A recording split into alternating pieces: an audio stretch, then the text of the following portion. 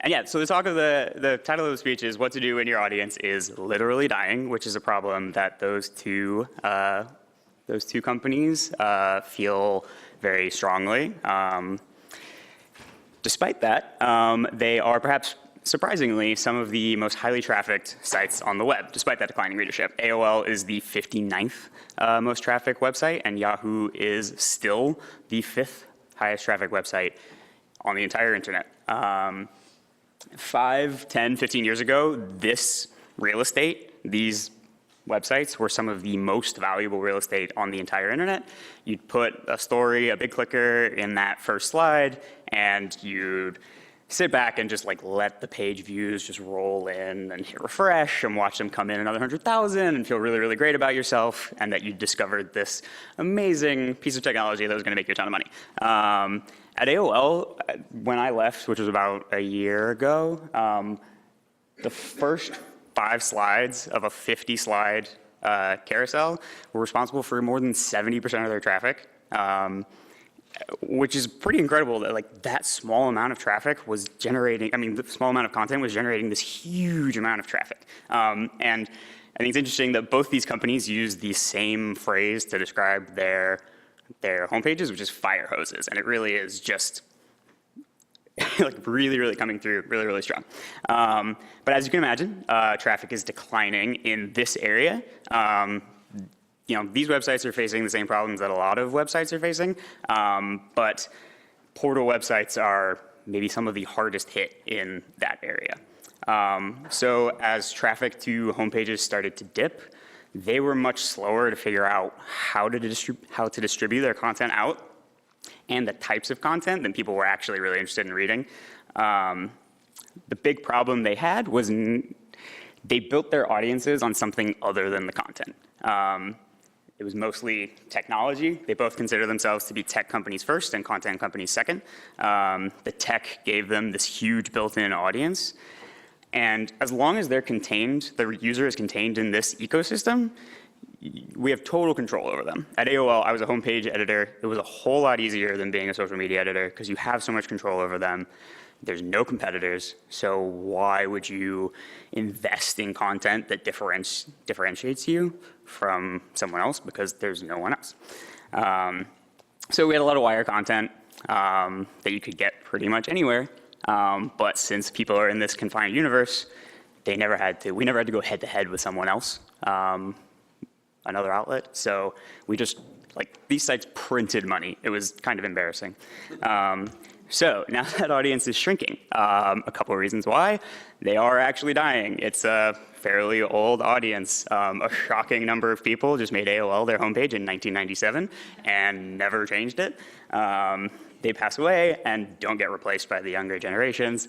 I see a lot of students in here. I'm sure you do not go to AOL and Yahoo on a regular basis.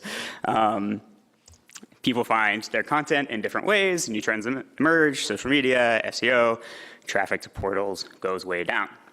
Some kind of other ones that I hadn't really thought of until I started working with these companies is, you know, people came to these websites for a utility, and then as that utility changes, they have less control over their users. So when people started getting their email on their phone, they never had to take a look at the content because they went straight to their email. You know, I had a homepage when I was younger, when I was your age. I don't anymore. Like, my browser just doesn't have a homepage. So, you know, these companies like slowly lost control of that ecosystem where people were coming to see the content. So now they are having a much harder time transitioning into this new reality that, you know, we're all sort of trying to figure out. One of the major mistakes that I think both companies made was they tried to treat social media like their homepage. You know, we could just put up some content on our homepage and people would come and click on it because they were there. Now we get some of those people coming to our social channels because those names are somewhat valuable brands with a certain demographic, but you're putting that content up on a page with dozens of other companies with the same content, with better quality and better reputations. So it's a struggle. Along with MSN, another portal, which I haven't yet worked for, hopefully someday, we all made similar decisions that instead of prioritizing the quality of the content, we were going to prioritize quantity. So we decided to sign up dozens and dozens of partners. I know a couple of you guys in here are partners of AOL and Yahoo. So when there's a trending story in pretty much any vertical in any place in the world, we have a piece of content that we can give to our users, and that's awesome. We gotta have some partners that have exclusives, and we have that content in our brand, but we don't really own that. It's someone else's content that we're borrowing to share to our users. And it's also the same mindset as the homepage. We have this audience. How do we manipulate them to maximize traffic as opposed to actually giving them stuff that they want? That content is not really going to help build a repeat audience. I'm guessing most of you don't think Yahoo produces really cool, innovative content because a lot of the stuff that we produce isn't really innovative and cool. It's not unique. We produce the same stuff as everyone else, just at huge scale. So we're still financially successful, but since we're using hundreds of different partners, we don't have a we don't have a consistent tone, no consistent look, and since our brand is sort of to be inoffensive, we're not really publishing it in a really, really cool way. Another mistake that both companies made was strategy just didn't really exist. AOL's social strategy team was created in 2015, and Yahoo's was created in January of 2017, which is 2 months ago, and that's how long I've been working there. So we are like 4 social platforms behind. Peach came and went, and we had no strategy for it whatsoever. So what are we doing now? We're trying to produce the kind of content that people are going to stop and pay attention to. Like I said, I'm part of this team that we just put together in January. And our goal is to create stuff that people want to engage with, that people, and there's also a little expectation of that content creating revenue. It lives off network, and our mandate is, and this is a quote, to break things, make fun shit, and apologize later. And there's no expectation of us making money, which is nice. There has been some pushback from other areas of the organization, because when you have this like golden goose of a homepage, that fire hose, you don't really want to mess with it because it makes so much money. So you avoid making changes, but then you're trying to take content that works for older, generally Midwestern audience and trying to sell it to a bunch of 19-year-olds who are barely paying attention to their phones, which is difficult. We have invested in original reporting that does sort of differentiate us from the pack. Adrian Wojnarowski is our lead NBA writer, and he is maybe the most respected sports reporter in the country. Katie Couric is one of the best interviewers in modern history. Michael Isikoff just got back from Syria, where he interviewed Bashar Assad, who we watched a video of that attack earlier. He denied it happened, called it fake news, which who knows where he got that phrase from.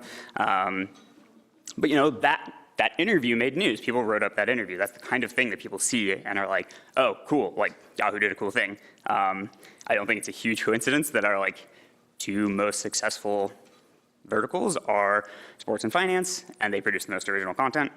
At AOL, their goal is a little different. They're not investing in content as much. Theirs was trying to figure out that next utility that was going to get people to come to the site to then get that content that they had. So they experimented with a trivia app.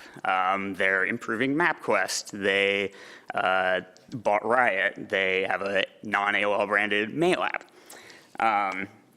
And I'm sure a lot of you guys have heard that we're in the process of being acquired by Verizon, where we're going to create a new media group with AOL.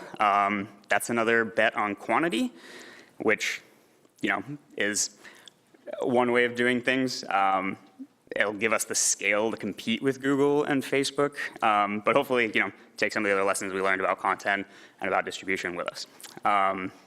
And yeah, we have a team for each platform. I know this is revolutionary stuff. People are dedicated to Instagram. It took us a while, but we're there. And we're also hiring. So if anyone wants to make cool shit, let me know. This is all happening very slowly. It's an ocean liner, not a speedboat. It is an 11,000 person company. It changes very slowly. I think one of the best examples from my 2.5 months there so far is on Oscar night, we were trying to come up with fun stuff, and this moment happened, and we noticed that Emma Stone said, "Oh my God," so we created this GIF. It's, you know, it's nothing groundbreaking. It's fun. It's funny. We posted it on Twitter, Instagram, and one of the other editors who'd been at Yahoo for 15 years said, "If someone takes this and puts it on their own social site, do we get credit?" No. And he said, "That's not fair." And I'm like, "Yeah, no, I agree. Like, it kind of sucks." And he said, "What are we going to do about it?" And I like, that's a really good question. That's why we're all here in this symposium trying to figure out. So we have this giant audience, and it's sort of easy to expect that everything we do is going to have this immediate ROI, especially monetary, because they put literally anything on the internet and it generates tons of money. So, and we were getting all this content for free. So if we do anything else and where we have to put effort in and we don't get an instant ROI, it feels like we're getting cheated. So, you know, to build the kind of audience that you want people coming back, people thinking you're cool, you have to sometimes create stuff that's interesting and not expect that immediate return. So people taking this GIF and sharing it elsewhere is the reality of the internet, and one that we fortunately have like the backing to survive. We have to accept that we don't actually own anything we put on the internet, I guess, and it's not really about owning that as a unique piece of content on the internet. You know, we create the brand. Yahoo is something that makes fun stuff that people are interested in. So we had a couple, you know, kind of dumb, fun pieces that we put up that were successful. And, you know, people put on social, shared way more than a story about this exact moment. And, you know, hopefully, you know, people saw it, tagged their friends, hopefully brought in people to the Yahoo like universe that wouldn't have seen it before. So as amazing as Emma Stone is, she's not going to solve everything for us, but it's going in the right direction.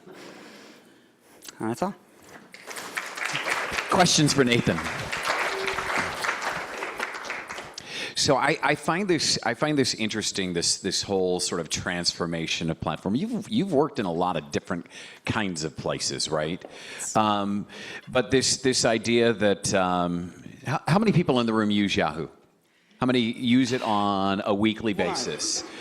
You two. Guys. Okay. Where else do you go? Some of my students. Where else do you go? Just shout it out. Google, number one. Say it again. Twitch. You go to well, of course you do. That's the gamers world, right? Twitch. You go to gamers world. What else? Who else goes someplace else? Bing. Okay. Really? You're the one. No, I'm just kidding. Yeah, right. No, I dig Bing too. So I guess the thing about it is what's the monetization strategy you think going forward? Like for your team, are you going to be held to an ROI sort of bottom line? Yes, sort of. It's about building the audience. Our goals is to build the social audience, and then the idea is bring them in with cool shit that maybe, bring them in with cool stuff that maybe like doesn't make any money, and then they consume the stuff that does. And you know, I guess it's not just like the utility of the email or your homepage. Like you bring them in with one thing, and make money on them on another. It's really difficult. Clearly they're 20 years down the line and they haven't really figured it out. Yeah, so we do have goals. We do have stuff that we're held accountable to, but it's less about making money on the content that we produce. It's more about just bringing in the audience. Is there a question over here? Uzo? Question? No, just stretching. Okay, here we go. So for Yahoo, you guys are still you're in distributed with the goal of still bringing it back to Yahoo's websites. Yeah. Do Yeah. you feel that that limits what you guys can really do if you can't take full advantage of like the full distribution, like putting it on instant articles and Snapchat and all that stuff? I mean, we do have stuff on instant articles and Snapchat, and it's less about like we don't have to have like a direct line from the stuff that we do. Like it's not like, oh, we produced this GIF so that people would come and read this La La Land story. It was more like we just want people to see that and think, oh, Yahoo's fun, and like I said, one GIF's not going to change everything, but it's like, oh, think of Yahoo as something that is interesting, is fun, so they see that, maybe follow us, and then read 5 stories. So we're still in the early days, so we haven't had a whole lot of pressure to like really get them coming back really soon. It's more about, like I said, breaking stuff and apologizing later, which is nice. I'm sure things might change, but right now it's just make fun stuff. So at the New School where we teach, there's several people working on alternative funding models online, sort of platform cooperativism. Trevor Schultz, David Carroll are doing stuff like this. Have you looked into any of these, and have you thought about any of these? I know at Yahoo may not want to, of course. Alternate revenue yes, sources? especially when it comes to how you don't own something if you tweet it basically anymore, right? Because Twitter now owns it officially, and then nobody really owns it ever, right? Yeah, I haven't. I haven't worked in BD. When I was at AOL, like they tried to extract as much money as possible out of every single story that we put up, almost to the point that I thought the website was a little unreadable. So they would have, autoplay video, but like the one thing that I thought was really fun that they did was e-commerce. But no, like in terms of distribution, like I haven't really.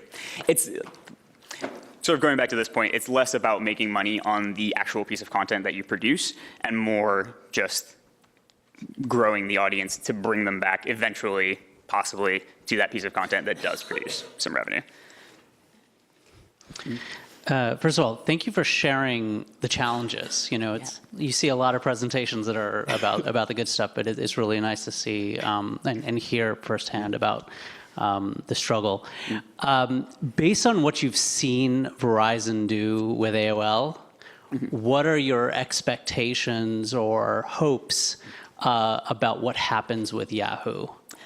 So I joined AOL 1 week after they were purchased by Verizon, and I was there for a little over a year, and I saw them not do a whole lot, which was nice. We got a little bit of backing, a little bit more backing. Obviously, AOL is a big company in the first place, but like having this even bigger company give you the backing to try new things is really cool. We got to use some of their NFL content, which was really, really nice. They kind of just, left us alone. I'm curious what'll happen once Yahoo enters the fold. There will be some overlap of content. AOL got rid of its sports department because Yahoo has such a good sports department. So there's, AOL will start using Yahoo's sports content. I'm curious. I'm really interested in it. I think the thing that's going to be really, really awesome about it is, despite the dwindling audience, it's going to be huge. I think once you put them together, they'll be the 3rd largest audience behind Google and Facebook, and that will open up a lot of opportunities to do stuff that doesn't necessarily make a ton of money per person, but with just that huge scale, we can try new things and do fun stuff that won't necessarily make a ton of money per person, but will with that giant scale. Living in the fire hose world, it can be good, can't it? Nathan Giannini, thank you very much. You.